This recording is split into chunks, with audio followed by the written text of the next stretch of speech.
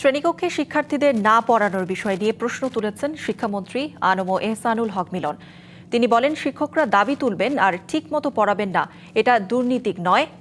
সকালে রাজধানীর মিরপুরে প্রাথমিক শিক্ষক প্রশিক্ষণ ইনস্টিটিউটে আন্তর্জাতিক মাতৃভাষা দিবসে আলোচনা সভায় শিক্ষামন্ত্রী প্রশ্ন করেন, শিক্ষা মন্ত্রণালয় কি বেকারত্ব তৈরির কারখানা? জানান, কর্মসক্ষম জাতি গঠনে শিক্ষা ব্যবস্থাকে যুগোপযোগী করতে পরিবর্তন আনতে হবে। শিক্ষকরা বলবে তাদের বেতন নেই, তাদের সুবিধা নেই, কিন্তু প্রোডাক্টিভিটির কথা কেউ বলছে না। দুর্নীতি শুধু অর্থনীতি না, নীতিগত দুর্নীতি রয়েছে। আপনি ক্লাসরুমে গিয়েছেন 8 ঘন্টা ক্লাস করার জন্য, দেশ গঠনে, মানব সম্পদ গঠনে এই বিষয়টি যদি আপনাকে নিজেকে জিজ্ঞেস না করে আপনি শুধু সময় কাটিয়ে গেলেন, এটা কি একটু দুর্নীতি নয়? এবার নগদে পাচ্ছেন হেলিকপ্টার অফার, তাই কেনাকাটার পেমেন্ট নগদে করুন আর বুঝে নিন 2000 টাকারও বেশি ক্যাশব্যাক সহ হেলিকপ্টার রাইড। পেমেন্ট শুরু করুন আজই।